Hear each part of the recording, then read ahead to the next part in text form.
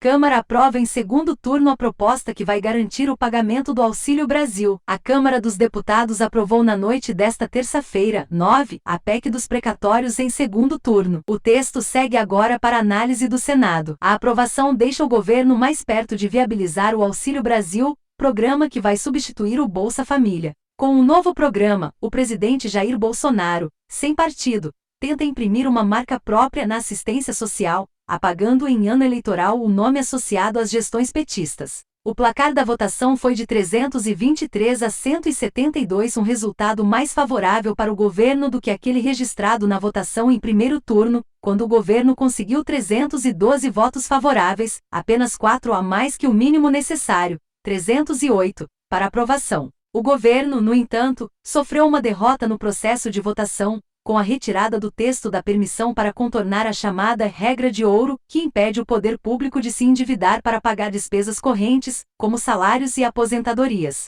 O aumento da vantagem da base governista aconteceu mesmo após o PDT votar contra a proposta, depois que Ciro Gomes suspendeu sua pré-candidatura à presidência, em protesto ao voto favorável à PEC de parte da bancada do partido no primeiro turno. O que foi aprovado? Os precatórios são dívidas da União já reconhecidas pela Justiça, sem possibilidade de novos recursos. A PEC aprovada nesta terça-feira flexibiliza o pagamento dessas obrigações e muda o cálculo do teto de gastos, regra que limita o crescimento da despesa do governo à inflação. As duas mudanças devem abrir espaço para mais 91,6 bilhões de reais de gastos em 2022, ano eleitoral. Desse montante, cerca de 50 bilhões de reais devem ser destinados ao novo Auxílio Brasil, com valor de R$ 400 até dezembro de 2022. Os críticos à PEC argumentam que o valor restante seria destinado às chamadas emendas de relator, também conhecidas como orçamento secreto da Câmara, uma destinação de recursos pouco transparente, alegadamente usada pelo governo Bolsonaro para garantir o apoio de deputados do Centrão,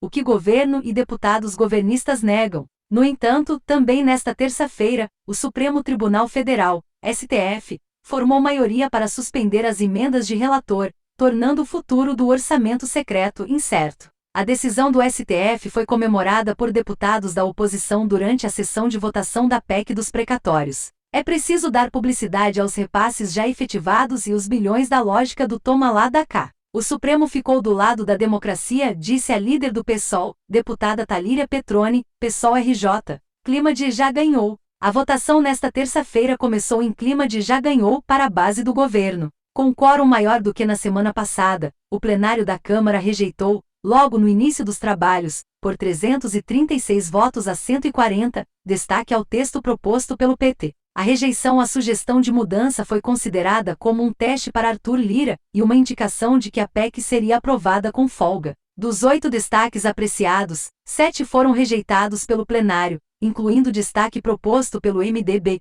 que tentava impedir a mudança do cálculo do teto de gastos. Atualmente, o teto é reajustado pela inflação acumulada em 12 meses até junho do ano anterior. Pela mudança aprovada, a inflação de referência passa a ser a de 12 meses até dezembro. A alteração será retroativa, revisando o teto desde 2017. O MDB argumentava que isso gera insegurança, pois o orçamento será definido sem que a inflação de referência seja conhecida. No entanto, o destaque foi derrotado por 316 votos a 174, em mais uma vitória do governo. Os mercados reagiram positivamente à vitória preliminar de Lira, com a Bolsa de Valores de São Paulo fechando em alta de 0,72% e o dólar em baixa de 0,83% nesta terça-feira. O único destaque aprovado pelo plenário, numa derrota para o governo, foi de autoria do Novo. A aprovação retirou do texto a permissão para contornar a chamada regra de ouro. Os deputados da base governista destacaram ao longo da votação a importância da aprovação da PEC dos precatórios para viabilizar o Auxílio Brasil.